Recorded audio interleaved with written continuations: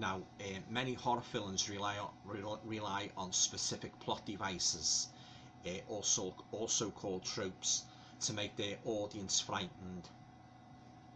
But when a trope is used too much, it can become a cliche. And in this video, I am going to highlight just some of those cliches.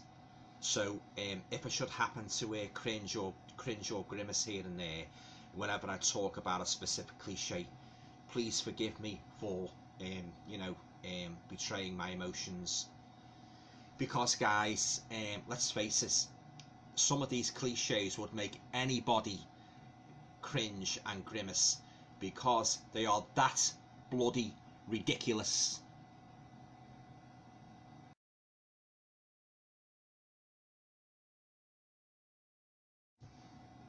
Hi guys, welcome to another video. Hope you're all keeping well. Now in this video I'd just like to talk about 10 tiresome horror movie cliches, many or all of which I'm sure you'll all be familiar with. So without further ado, let's just, these are, by the way, these aren't any particular order, they're just 10 main cliches were always irritate or annoy me, and that, whenever I see them in horror movies. So without further ado, let's just get underway, and we're going to start with number 10.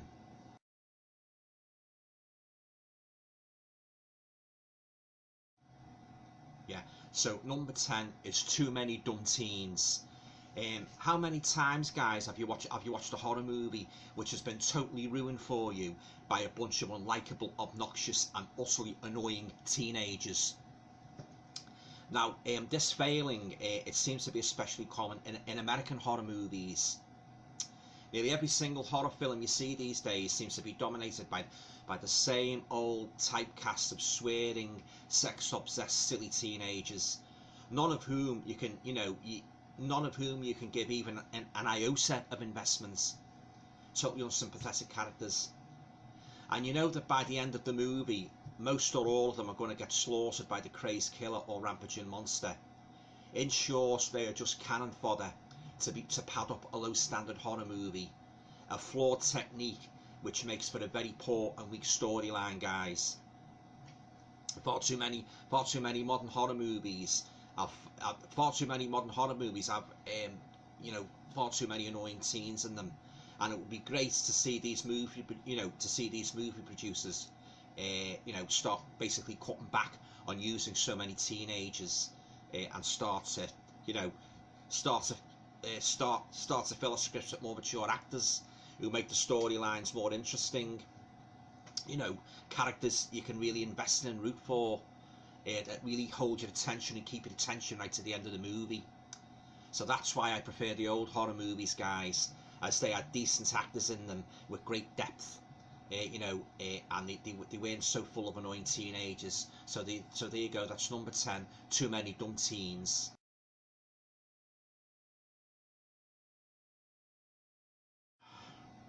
Number 9 is put the bloody lights on.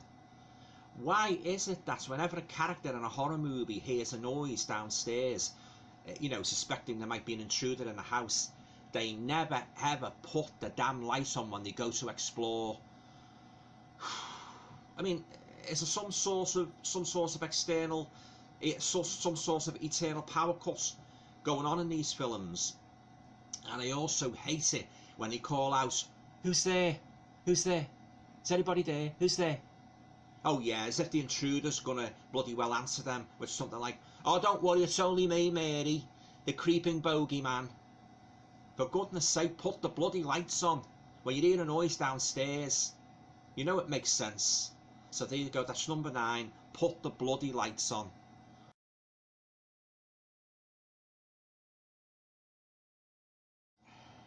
Number 8 is let sleeping psychos lie.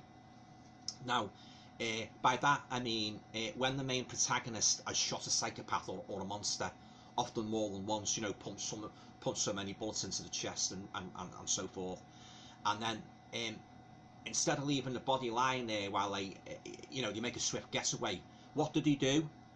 They tentatively go over to the slumped body, stoop down and maybe touch its face or take off its mask, motivated by the totally balmy, unrealistic urge to make sure he is dead, or to find out who the killer really was. I mean, come on. The last thing you would want to do after mowing down a monster who has nearly goddamn killed you is to tiptoe over like Gertie Golightly and touch the body.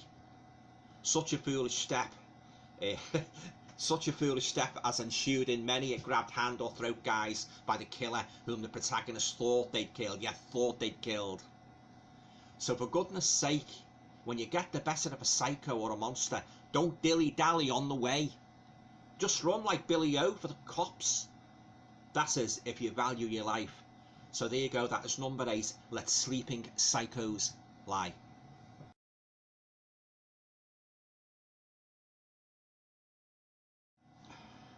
Number 7 is the malfunctioning mobile phone. Now, in the horror movies of old, when protagonists, were being terrorised, it was difficult or impossible for them to call for help. But in modern day fright flicks, mobile phones have made that situation less credible. What's the solution to maintain suspense? No phone coverage, no phone coverage. If you're the main protagonist, it's almost certain that at a key moment in the movie, just when you absolutely need to call for help, you will not have any coverage at all on your phone. Or your phone battery will just conk out just as you're making the call, or both. Now, this scenario has been played out so often, guys, that I sometimes feel like shouting out at the screen, "Oh no, not again!" Yeah, there's now so queer as a horror cliche as the malfunctioning mobile phone. You can always rely on them to work in times of trouble. Ha! So there you go, number 7, the malfunctioning mobile phone.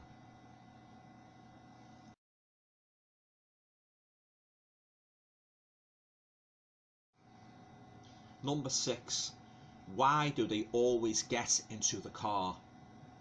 They do it all the time, guys. All the time. I mean, you have the victim running out of the house as the killer or monster chases them in hot pursuit. And what do?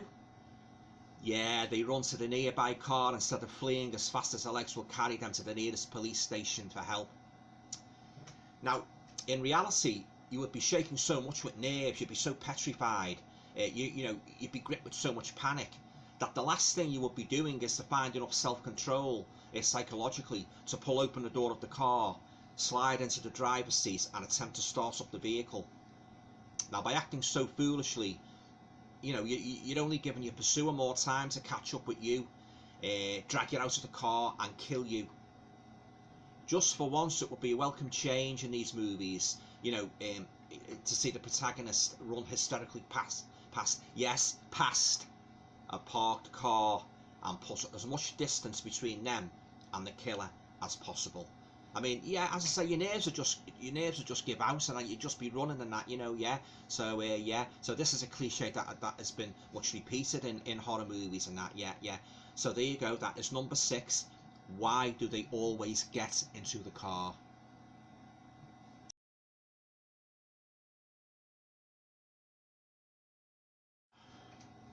Number 5 is the fearless found footage camera holder.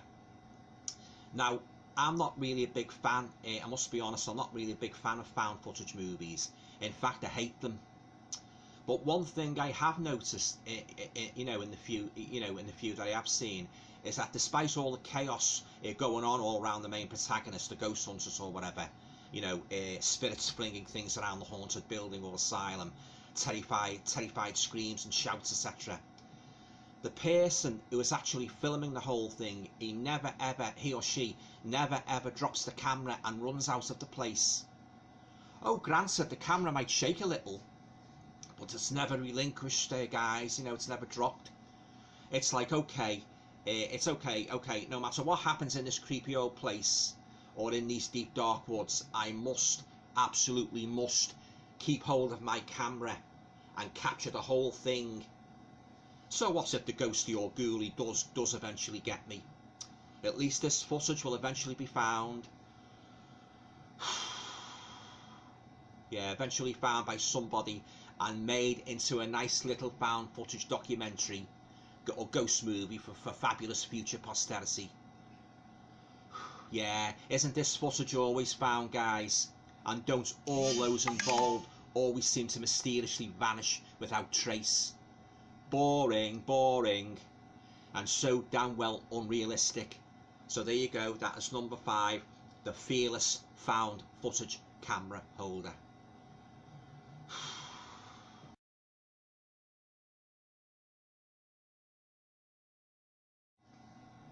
Number 4 in my list of 10 most tiresome horror cliches is the Final Gale.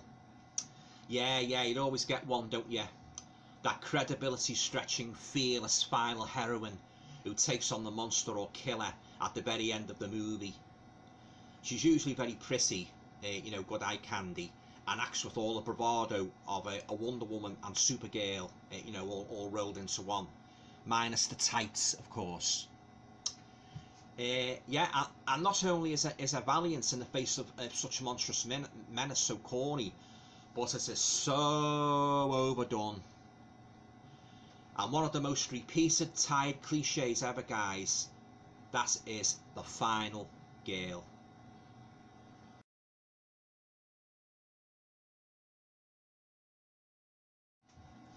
Number 3 is jump scares.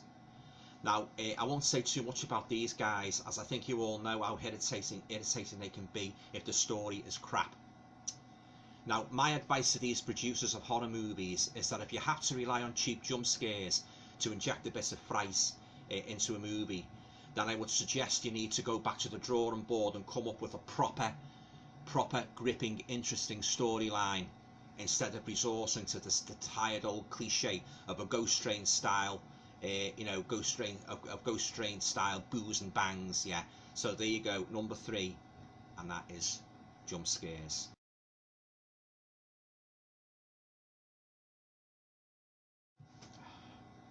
Number 2, don't go up to the creepy house. Again, guys, nothing much to say on this historically much repeated cliche that hasn't been said 1,000 times already.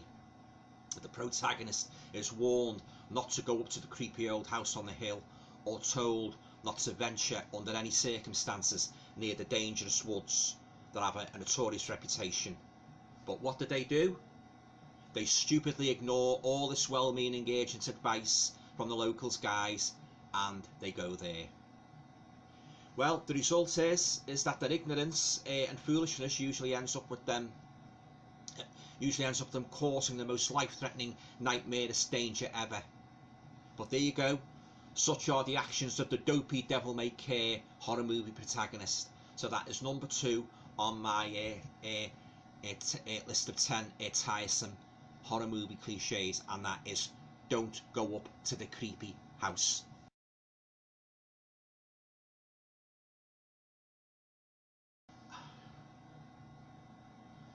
And finally, we come to the number 1 in my my list of 10 tiresome horror movie cliches, and that is the infuriating nightmare loop. Yeah. So this cliche, it's one of the worst cardinal sins, in my opinion, in horror movie history, guys. I mean, for example, you get a scene where the main protagonist is running through a darkened street, trying to escape from the killer or monster who was chasing them, and then just when the pursuer finally catches up with them and is about to slaughter them, you suddenly wake up, and we find that this has all been, yes, they were only dreaming. And worst of all, sometimes you see this only a nightmare scenario replicated again and again, and all in the one film. This was the fault that ruined the Freddy Krueger, Nightmare on Elm Street movies for me, this constant dream loop. I hate repeated nightmare sequences. I mean, if you really have to include a nightmare scene in a horror movie, just make it the once, and that's it. It can be overdone, with the result that it completely ruins the enjoyability factor of the horror movie. yeah. So there you go, guys. That's my list of 10 tiresome horror movie cliches. I hope you enjoyed it. Have you got any particular horror cliches what really annoy you? Yeah, leave your comments down below. Yeah, there's many. Like, if you really start thinking about it, they're just 10 of the ones that really annoy me. Yeah, there's many more. I mean, I might actually do another video along these lines. Yeah. Oh yeah, I mean, like many a good horror movie, it's been spoilt by, you know, the likes of the cliches I've just highlighted. Yeah. You know, when you compare some of these horror movies now to the old horror movies and that, you know, at all the classic actors and that, you know, yeah. You know, there's some real good stories in that, and a lot of these modern horror movies now, there's no comparison. I mean, you might get the odd one that you can really enjoy, but most of them, you've either got too many teenagers in, as I said, it's cheap jump scares, you know, a lack of a cohesive, credible plot, and those, oh, I've got to say again, guys, those dark scenes as if they're a perpetual power cutter in a bloody coal mine with blindfold over them. Yeah, I've got to say it, guys, why did these producers insist on completely covering the whole movie, apart from the odd daylight, apart from the odd outdoor scene, completely enveloping the movie in a dark scenes, you know, you can't, even when they're fighting in a house and that, you know, you can't see what's going on, you can't see who's winning, you can't see who's losing, and you know, why are they doing it? What's happened to all the lovely colour that used to be like in, say, the Hammer films and that, some of the foreign movies and that, you know? A good example of a good, well-coloured movie is Suspiria from 1977, Dario Argento's classic. Oh, I wish all the horror movies were made like that. I mean, one argument might be, what some of these horror producers might say, they might argue, well, we like to put a lot of dark scenes in, it gives it the atmosphere. I say rubbish to that. Alright, you can give the atmosphere without making the bloody scene, look, you can hardly see what's going on. You can give it the atmosphere, you can have the creepy house, you can have the ghost.